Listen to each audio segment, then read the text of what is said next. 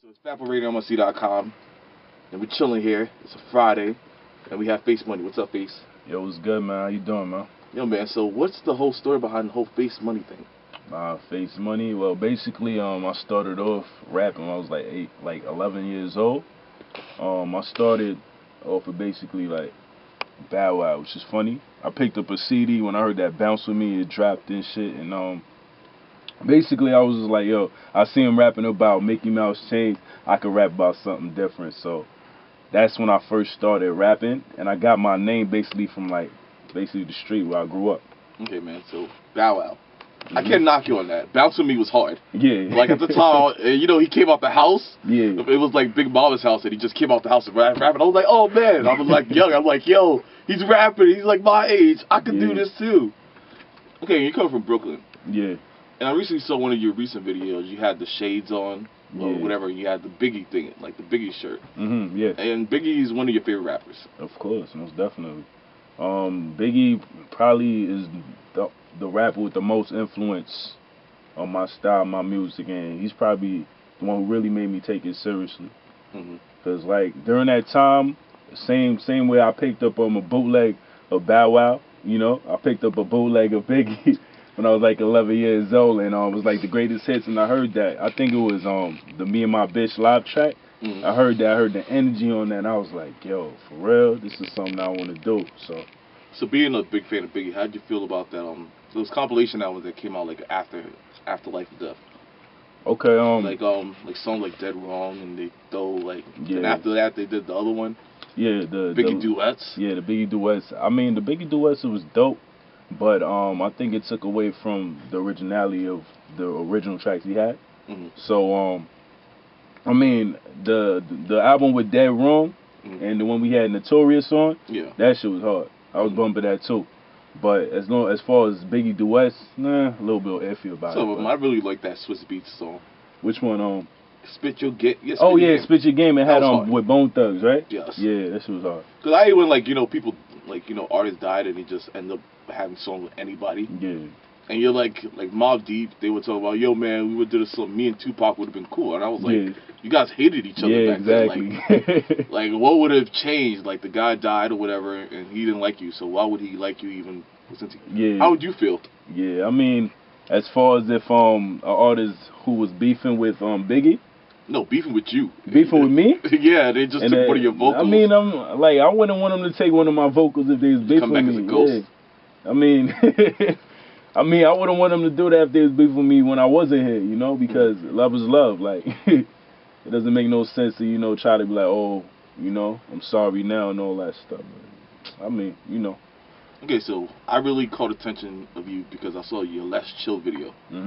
And I realized that you might have emailed me before, but I was like, I'm an asshole sometimes. I'll be looking at artists, and I'll be going through my list, and I'll be seeing a bunch of stuff, and I'll be like, Facemoney. I'm like, who the fuck is Facemoney? Yeah. Delete. So, I opened it up, and I was like, what's going on here? I just get lost. I'm like, has he emailed me before? Yeah. What have I been doing? He's like, yo, you just came out of nowhere. And I'm like, wow, this guy's pretty dope. I kind of slept on you a little bit. Yeah, I mean, it's like I said in the beginning, it's like that, because you gotta basically build up your credibility, And when you first start off with anything you do, there's gonna be people who's gonna overlook it and people who's not really gonna look until they really see you consistent. Yeah. And keep doing what you gotta do. So that's me. Yeah. I'm I'm all for it because I understand how it is because. Like anybody else, I am human, I do that to people too sometimes. So it's like it might take a while for you to see where another person's come from. Like, all right, this person is cool. Like, this person is dope. Yeah. And just to get to know that person and really like that person. So you're here with Facemoney. I think we're cool enough. I'm gonna call you Money Face. Yeah. Do you feel offended? I mean, nah, not at all. Okay, cool. So, Cassette Muzik. Yeah. I got it right. Yeah. Yes. I can extend my streak of not getting beat up by a rapper. Volume 2, that's gonna be coming up. Volume 1 was your past. How is it gonna be different? It's basically it's just growth. I released Volume 1 probably back in like March 2010. It's 2 years ago. I mean, that was my first real project that I put out, and since then I've grown a lot. My flow switched up. Shit I'm rapping about is different. So you don't see a lot like a different side. Like you don't hear the growth. Mm-hmm. Yeah. So let's talk about Sconex. you were a lurker on Sconex at a point in time. I mean, as far as a lurker, man, like I mean, when that shit first came out, I was in high school. I wasn't really going to class and stuff like that. Like I wasn't really paying attention to school. You can't be a 24-year-old man on Sconex. Yeah, I mean, I'm not trying to put my it's just bad. Like I tried to go check out Sconex the other day. I was like, yeah, this doesn't feel right. I felt like a pedophile or something. Yeah. Nah, but I mean, yeah. I mean, when I was in school, basically I just used to cut class, you know, chill with my homies or whatever. Be just bullshit, going to Sconex and stuff, you know, talk to girls, cut school, you know, chill, come back to school, shit like that, you know, regular shit.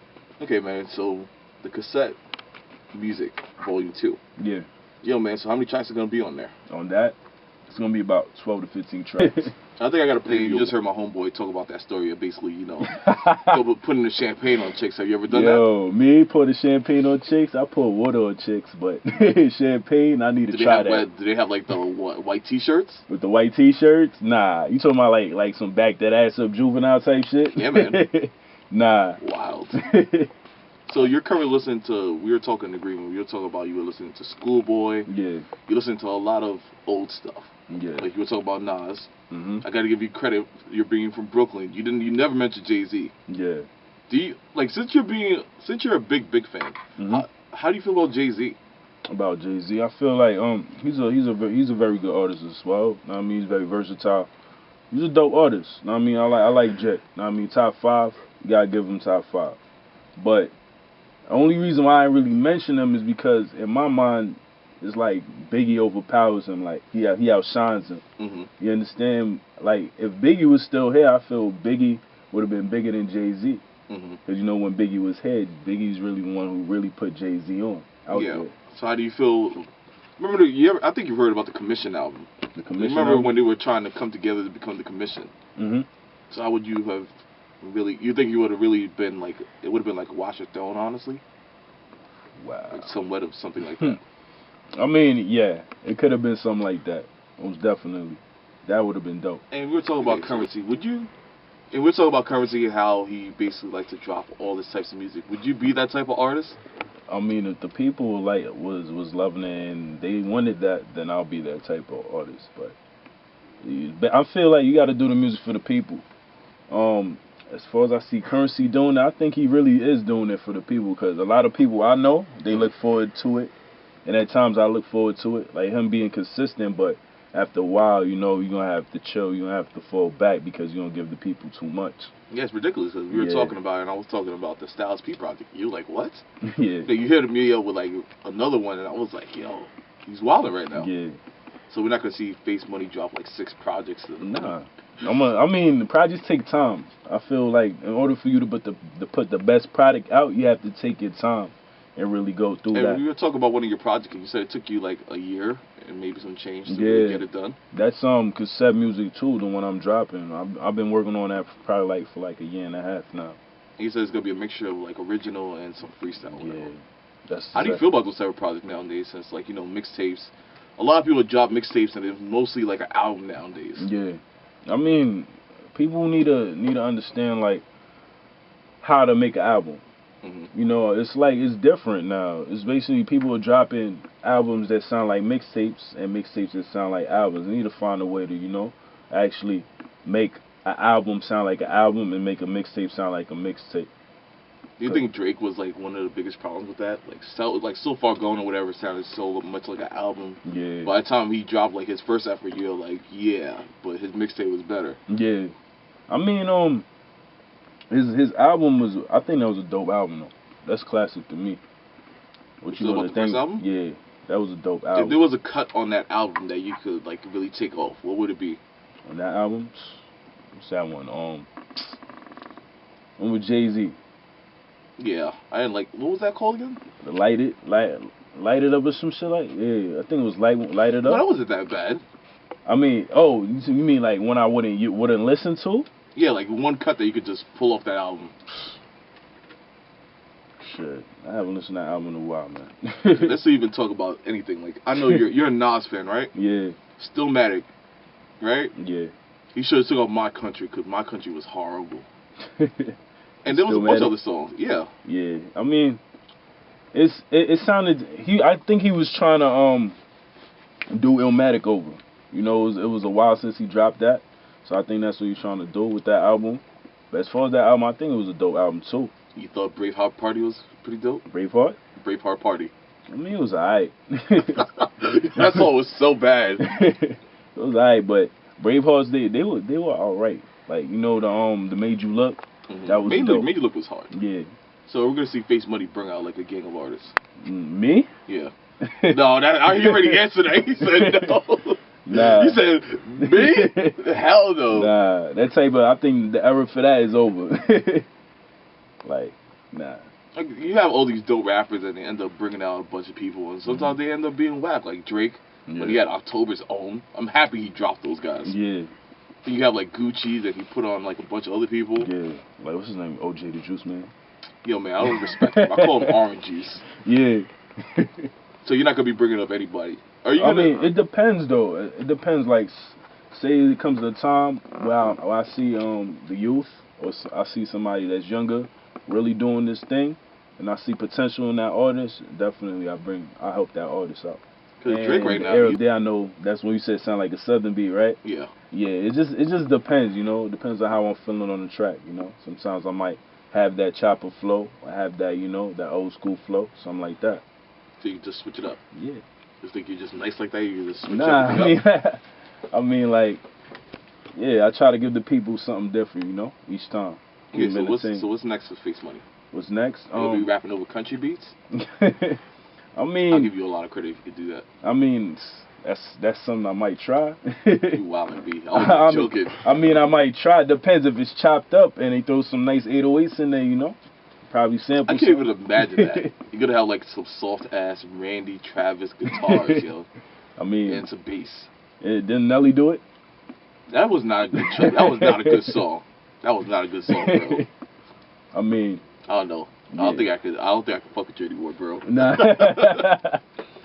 I mean, the time presents itself. That's all I can say, you know. Okay, man. So, thanks a lot for coming through for the interview. Yeah, man. Anytime. Whenever you have some new stuff, just let us know. Yeah, of course, most definitely. Email me. Yeah. Whatever. You know, text me. Let us be like, yo, man, listen to my music. I just dropped some new stuff, yo. No doubt, man. You will probably not get that cold shoulder from me again. I see Facemoney cool. Now. I'll be like, gotta vlog this. Okay, man. So thanks a lot for coming by. All right, thanks for having me. Okay, cool. You got any shout-outs? I got you, poor time. She was about to turn off the camera. Yeah. I'm gonna shout out my team workout. You know what I mean? I'm gonna shout out my boy Naj, Beats, Scoop. You know what I mean? TEP. That's it. Everybody on my fans, everybody that listens to my music and support. Okay, cool. Okay, negative.